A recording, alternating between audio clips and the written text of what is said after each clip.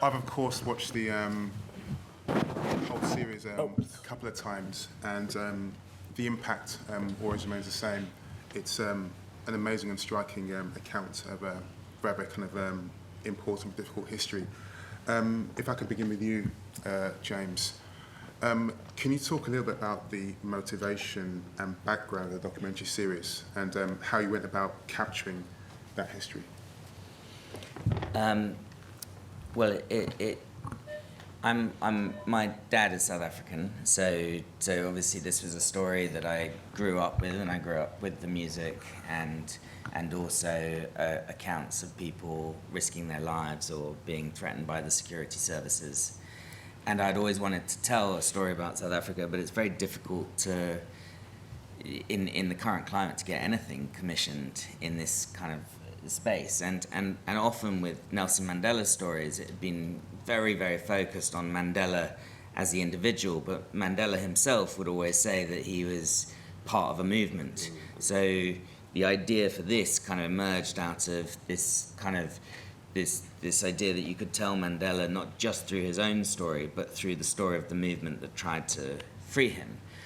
But also because the entry point for so many British people was songs like Free Nelson Mandela, that if we use that as a kind of score for the whole series, and as the series goes on, you see how the music evolves that supports the movement, then it would mean that for a global audience that there would be a sort of a point of entry as well as Mandela that would mean that we could kind of do justice to the movement as a whole.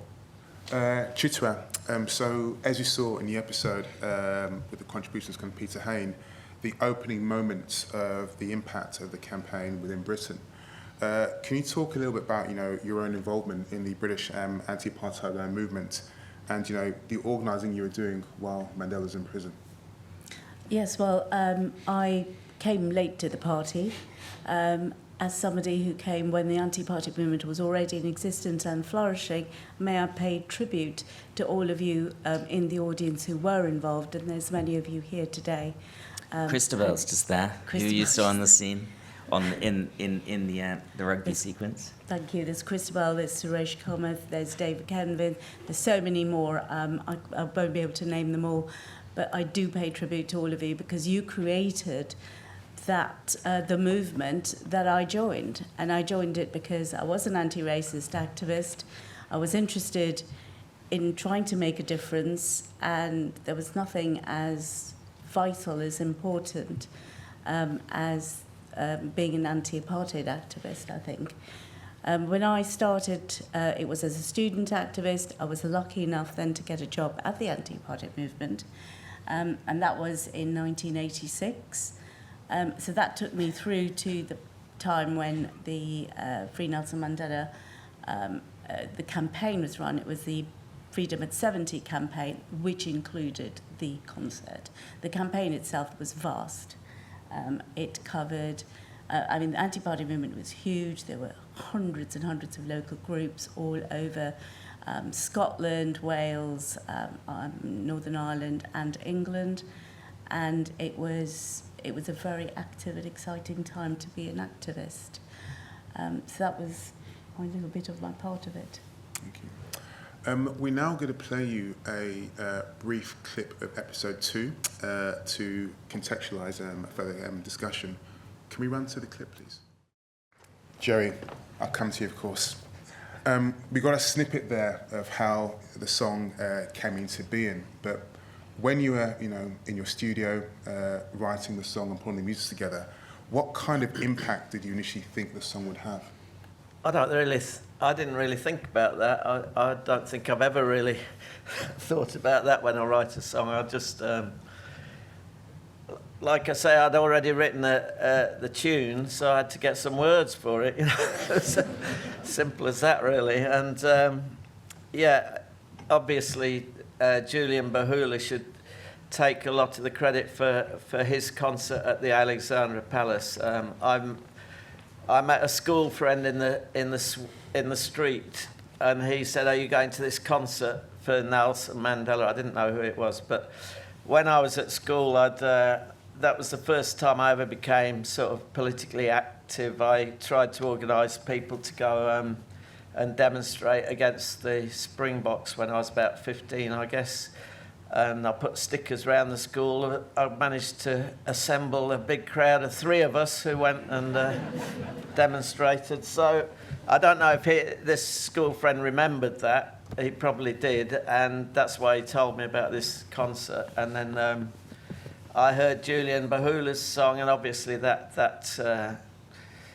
triggered something. I learnt about Nelson Mandela, who I'd never really heard of, and I think the important thing, I've always said, was to work as closely as I could with the anti-Apartheid movement, with people like Chitra, because musicians can't achieve anything on their own, really. They have to work with the people who have been involved for years and years. I think that's the mistake a lot of musicians make. They think they can just go in there and make a difference, but you do have to work with the proper people. And that was it. And then after that became a hit around the world, like Dali Tambo came to me and asked me to organise a British version of Artists Against Apartheid, which had started in the States with Little Steven Ain't Gonna Play Sun City. So then I must introduce here very quickly. He doesn't get the credit, but if you wouldn't mind standing up, this is Chandra Shekhar, who put on the very first anti-apartheid gig.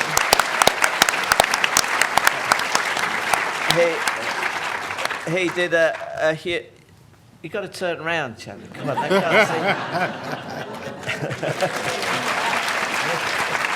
Yeah, he did a huge amount of the work in the office, but I did work in the office for 4 years. We approached artists.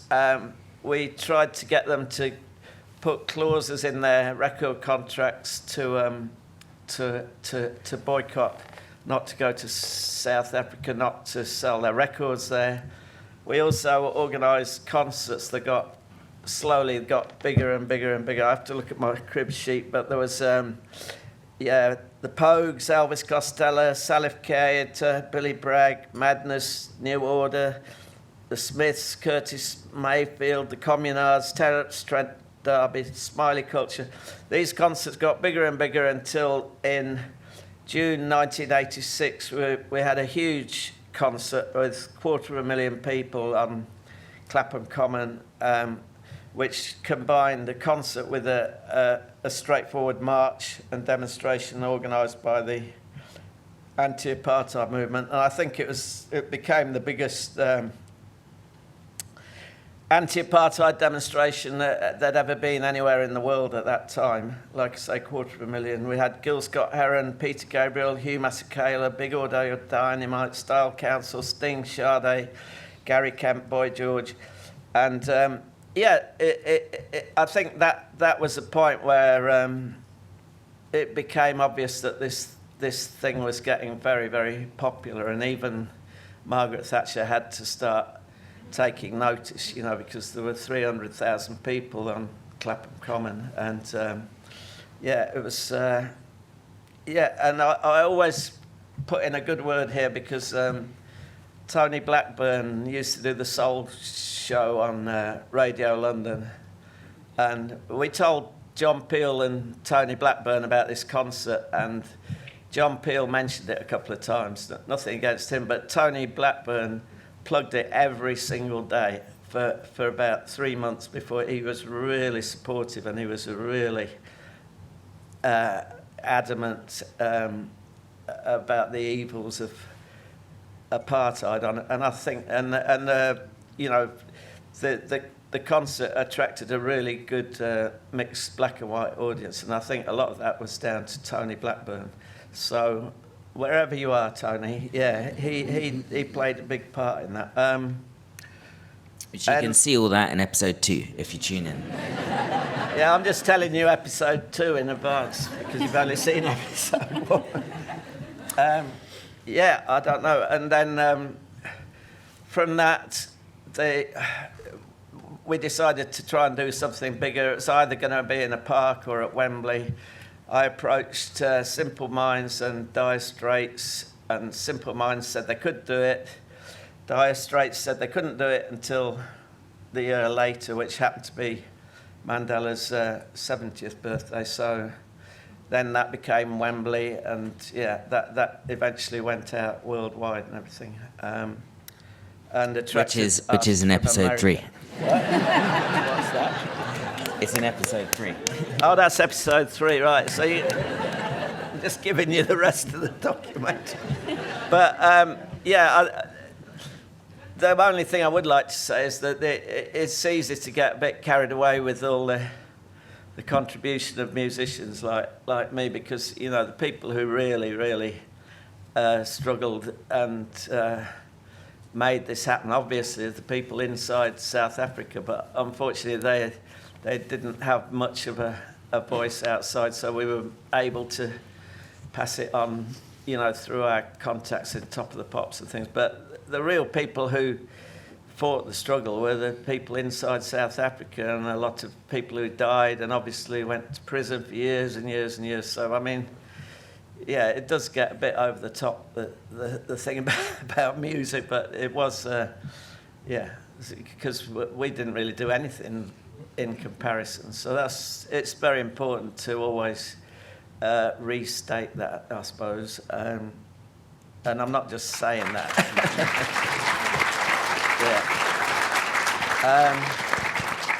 Thank you. And on that point you've made, a really important one about, you know, what was happening within South Africa at the time the song was so prominent. If I can bring you in, Jeremiah, as a young person growing up in South Africa, what were your recollections on hearing the song and its impact upon you and people around you? Well, first let me say thank you very much. I'm honored to be here. I must say it's an honor to be with all these great people who have contributed so much in our struggle. Nelson Mandela, Oliver Tambo, and others started a movement, a big movement, which impacted all of us, particularly us as young South Africans growing up. We didn't even know them then, because when we were growing up, they were already in prison. And as somebody said in the film here, their names were not to be spoken about loudly. We could only hear them in whispers. But somehow, whatever they did trickled down and found its way to us. And as youngsters also beginning to see the evil of apartheid, we were also beginning to grow in hatred of the system. And so hungry, indeed, for what Nelson Mandela was saying and Oliver Tambo was saying, even if that was not in public. I remember receiving 2 speeches of his. The one he made when he was arrested, and it was titled something, "A Black Man in a White Man's Court." And the last one that he made in Rivonia, "I'm Prepared to Die." And that had a big impact on me, because indeed we could see, as we were growing up, that things were not right. You didn't need, they would say, oh, these are communists, but you didn't need any ism to see and realize that something was very wrong. We lived in fear, chased all around, and so on. The point I'm making here is that Nelson Mandela, Oliver Tambo, and his comrades, that collective, I always wonder whether we will ever have those kind of people. That was a character, a criteria of people that we still need to have. Maybe it comes once in a while.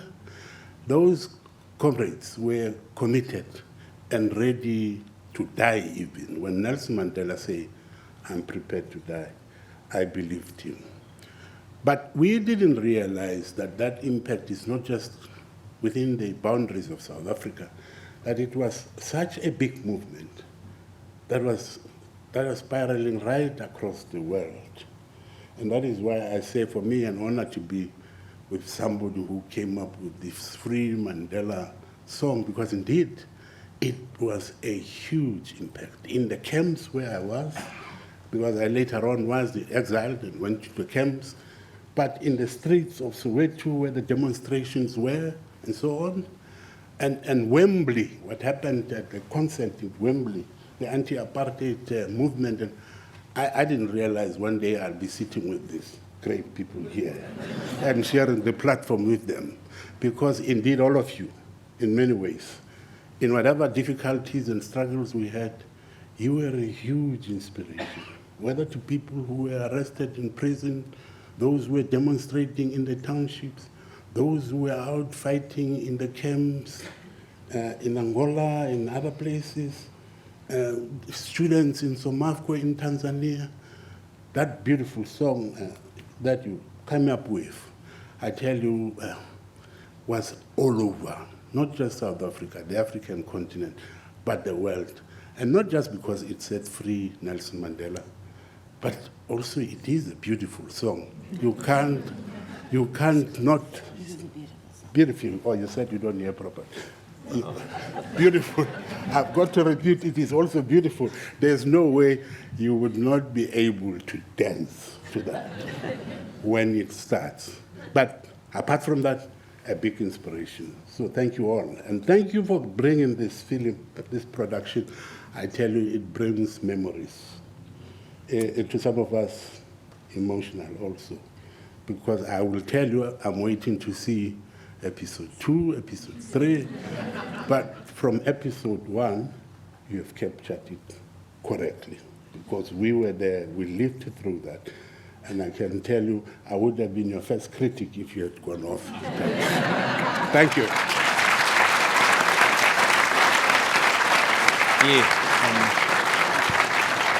Well, we can actually now play a short clip of episode 3. Could we play the clip, please? Oh yeah, no, we felt that you'd get cross if you didn't see him come out of prison.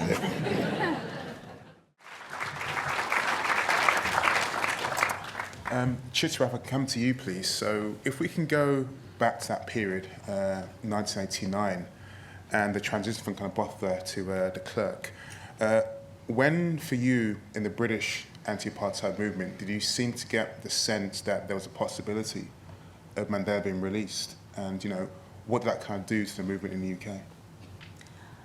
I think it was around that time of the Freedom at 70 campaign. It became clear, I think, internationally, and the role of the international solidarity, you know, can't be misunderstood. It was huge, and it was all over the world. That apartheid was becoming impossible to sustain. What was happening is companies were disinvesting. There was the cultural boycott, which meant that apartheid itself was isolated, as indeed we were asking for it to be, and sanctions were over the world beginning to bite, although Britain never did much on the sanctions front. So it became clear that it was not a sustainable model and that something was going to change. It also became clear that there was a huge enough movement internationally, but also within South Africa and in the region, that meant that the struggle would continue. And I think it was the South Africans who said, we are going to make this country ungovernable. And they did. So it was inevitable that it was going to fall. And I suppose the issue was exactly when was it going to happen. But it was very close around that time that we thought this is... And the mood, I think, of the anti-apartheid movement changed. We were very angry, and then suddenly we were becoming more and more hopeful. Change is coming, and what we now need to do is to seize the movement. So it was an enormously exciting and energetic time for us, but I think it had become clear that apartheid could not survive. James, if I can ask you, as a director and producer, of course, as well, I'm intrigued by the techniques that you use to coax out, you know, that honest response and discourse from people who were, you know, agents of the apartheid. Well, we had wonderful producers helping with that. So the challenge is when you speak in South Africa, there is a collective amnesia that nobody was really involved in apartheid, and so even the people who are part of the government, de Klerk and people like that, sort of managed to somewhat launder their images from what they had been part of. So the key thing for us in making the film was to, by putting everything in its chronological order, you see the brutality that they're coming from. So even when they move to the point where they've changed, you see the point where they began. And if you speak to somebody about their life in chronological order, they tend to not be able to pretend about where they were at the point where what they thought in the 60s versus what they thought in the 70s versus what they thought in the 80s. So the technique is simply start at the beginning and work very slowly through it year by year. And in that way, it's almost impossible for them not to be who they were in the moment that they were, as much as they'll try and revise what they were thinking at the time. Does that make sense? Absolutely. Yeah. Jeremiah, if I can come to you, please. So at the time, if I'm correct, you were the ANC representative in Cuba in 1989. What kind of pressure were the ANC putting internationally to support, the possibility of Mandela being released? Well, first let me say I left the country in 1976. We were the Soweto June 16 generation, and we went into exile. Some of us did not want to leave then, but we had no alternatives. It was imposed on us. And I went to several countries as a result of that: Mozambique, Angola, Zambia, Tanzania, being sent by the ANC everywhere, and then ended up as the ANC representative in Cuba. But first, we first went and joined the armed struggle, and after that, we then went as representatives of the ANC in different places, so I didn't get to go back home to fight, but went to represent the ANC in various places, and ultimately sent to Cuba, as you say, but representative also in many other places, Zambia, Zimbabwe, Mozambique. Then at a very difficult time when those countries in the frontline states were being attacked, were targets of the regime. We had many people who were victims around there. I'm sure you'd know about Albie Sachs, you'd know about Michael Lepsley, you'd know about the Lesotho massacre, the Maputo, Matola massacre and all that. We were around that time ducking and diving because you never knew when they were going to come.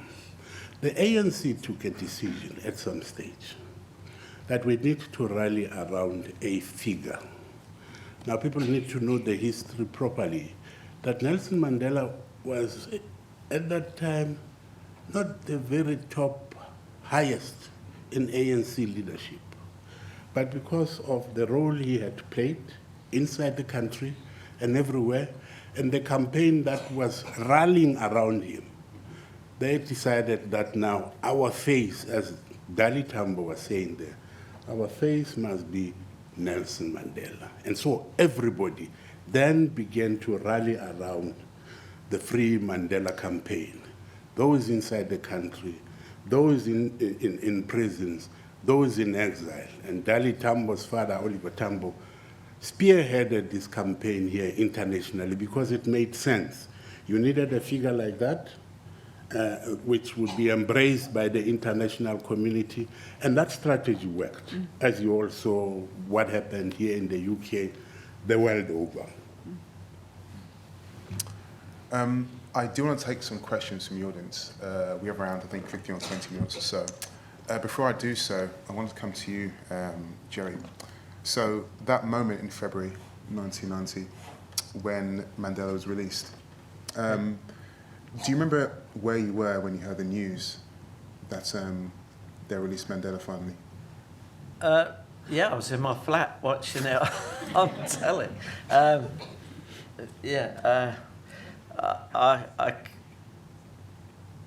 That's it, in Stockwell.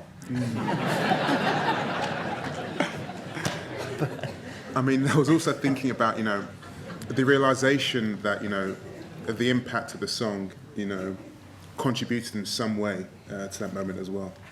Well, I hope it did. I mean, the thing is that the song helped consolidate things. I don't know how to put it, but I think negotiations were further ahead than we obviously knew because it was all secret. But hopefully, the song consolidated and kept the pressure on the governments internationally. I mean, the really important thing about Mandela, for me, was that he had a really clear message of what he wanted us to do, or people around the world, which was sanctions. That was what was really. I think we even put that on the sleeve of the record. But anybody who knew anything about Mandela also knew that the ANC and the anti-Apartheid movement and Mandela were calling for sanctions, and that was the way. That played a huge part in bringing down the apartheid regime, because, I mean, you have to kind of give people some sort of idea of what they can actually do, that will actually make a difference, and I think that's why Nelson Mandela was a good focus for that, because I think that nearly everyone knew that he was asking us to boycott South Africa. And so I don't know if that answers your question. So it was, obviously it was great to see him come out of prison and everything. And it was, but I think it was the sanctions and the struggle generally that brought down apartheid, Absolutely.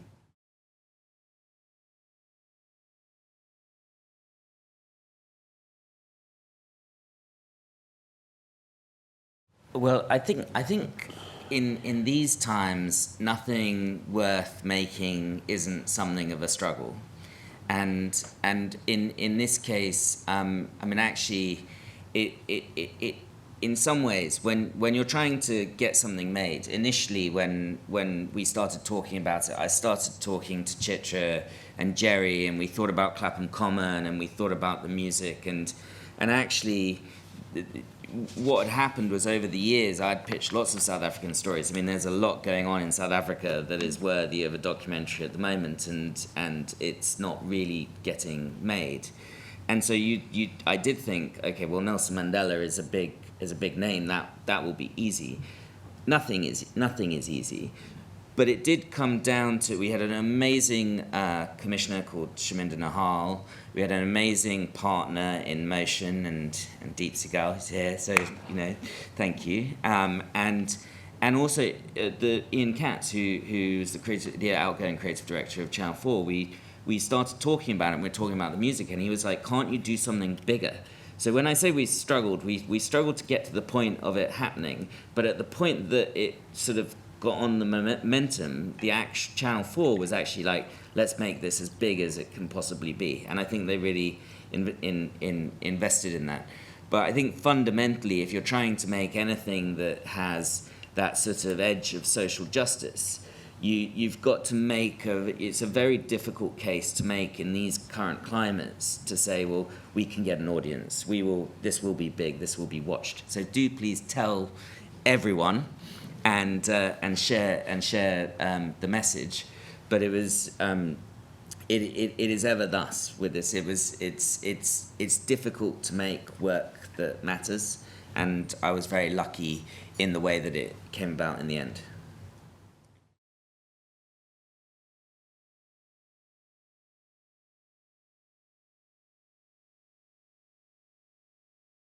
Well, you put your finger on a very painful decision.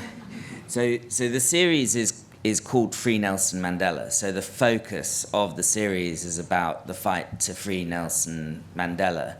And the PAC and Sobukwe is a really important story, as is the story of the ANC more broadly, and many other actors who played massive roles. So I knew that I couldn't do everything, and I had to kind of sort of pick my lane. So within the context of the specific story of Free Nelson Mandela, we allowed ourselves not to go into the PAC. However, as you see, we did go into Steve Biko, we did go into Black Consciousness, which typically is also omitted from Mandela biographies. So I had to be mindful that I couldn't swamp the audience with all the organizations that fought for South Africa's freedom. And I do hope that this will be very successful, and I will be invited to make a brilliant film about Robert Sobukwe soon.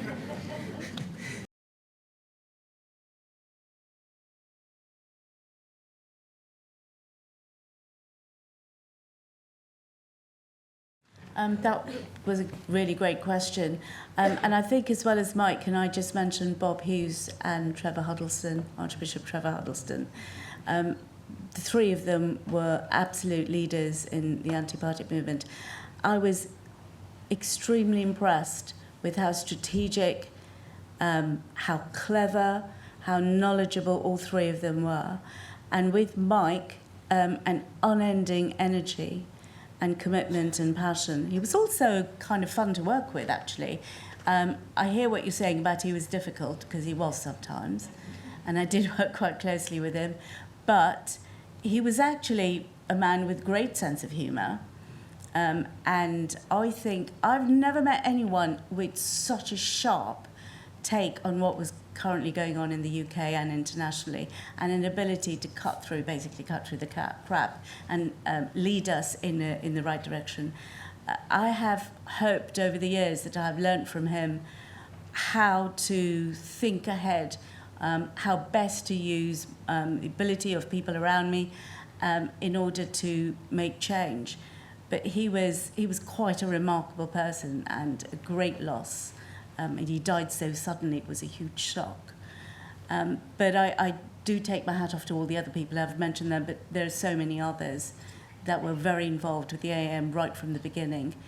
And, you know, they have left a legacy that will go on, because AXA continues, Action for Southern Africa, continues its work in international solidarity with the region of Southern Africa, and we take it directly from the anti-Apartheid movement. Yeah, well, I could also mention Alan Brooks as well, who I work closely with. But can we also, another unsung hero is Chitra. Now, Chitra has, she's flown back from Italy on her holiday just for this, and she's going back to Italy tomorrow. So that's the kind of commitment that Chitra has shown. So let's give her a round.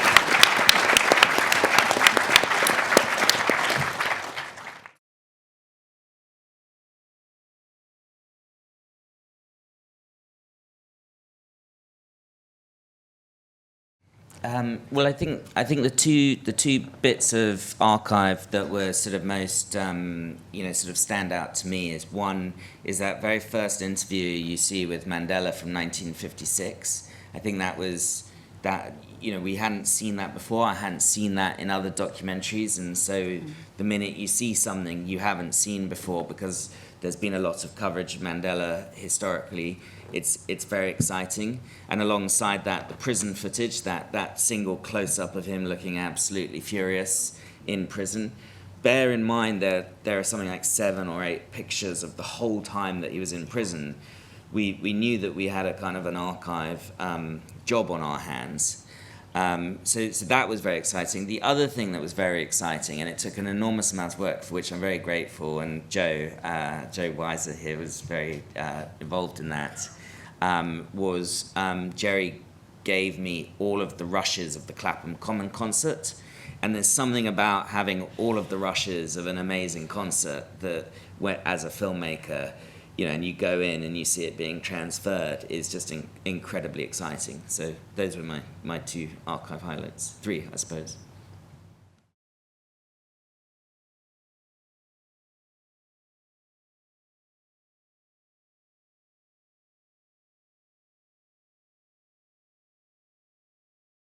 Well, I think precisely why we say these kind of films are important, lest we forget the journey we have traversed.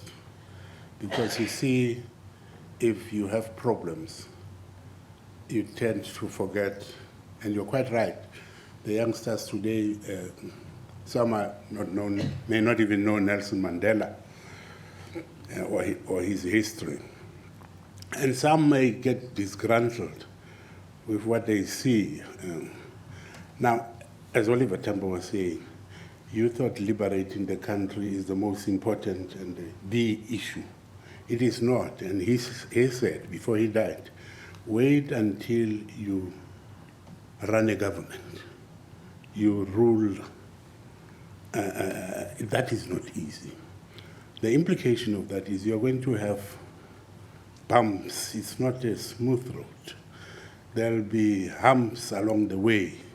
I think what is important, and this movie reminds us, that it's not yet Uhuru until it is Uhuru, which means just the political freedom we got is not sufficient. Until such time that you begin to deal with the conditions that the people fought against, the improvement in their conditions. And you're quite right, if you fail to do so, then it will be a problem. People will even forget that there was a struggle. And we don't want them to forget. We want everybody, you two here, accompanying us all the way to make sure that indeed the project that we started of liberating South Africa is indeed completed. And I can say it will be completed if you now begin to attend to those issues, core values that we all hold for, the core values that made you support our struggle, which is human rights, justice, good governance, and all that. So I don't want to talk about the problems you are having.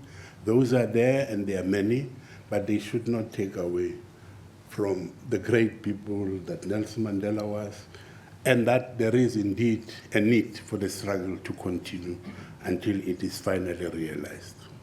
But thank you for that question.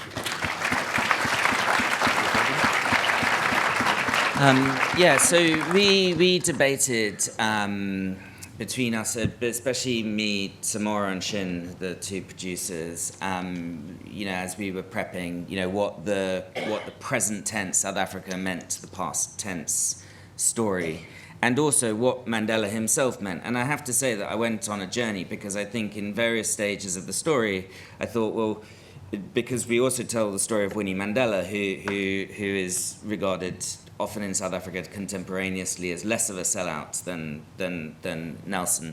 And we tell the story of what happens with her and how she becomes radicalized and the figure that she becomes. And obviously she then becomes demonized in the West.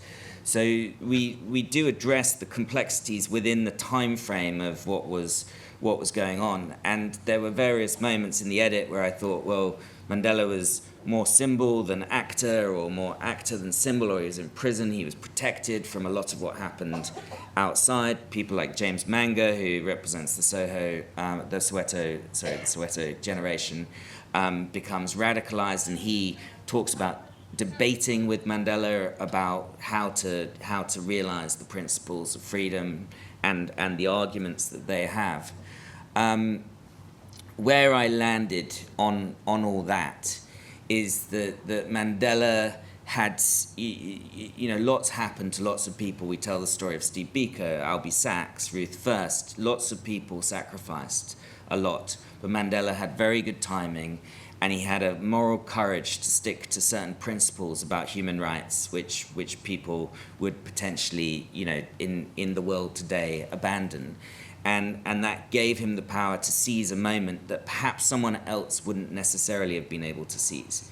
So yes, the outcome is complicated, and yes, there's great difficulty, but I think what I hope we show in the series is that when the moment came for freedom between Tambo, Mandela, the movement, and everything, that was a moment to seize freedom, and they did. And that's kind of where the series ends. But the sense of sadness that people like James Manga carry, and the sense of general betrayal that existed very much when we did the interviews is, you know, sort of an undercurrent within that.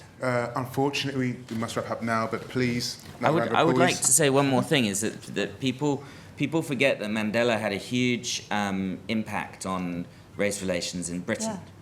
Yeah. And we're very lucky to have Baroness Doreen Lawrence in the audience tonight.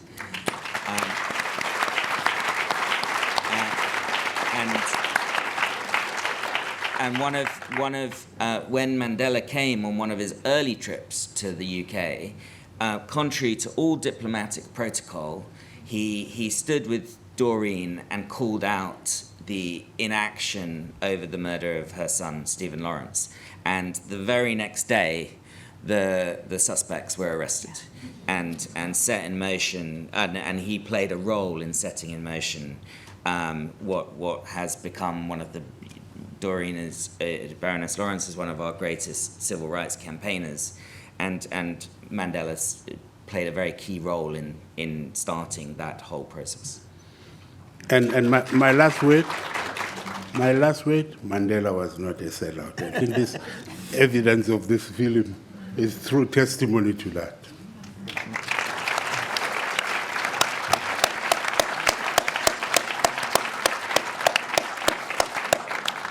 We do need to wrap up, but please join me in saying a massive kind of thank you to our esteemed kind of guests here, Chitra, Jeremiah, Jerry, and James, for an amazing documentary and conversation.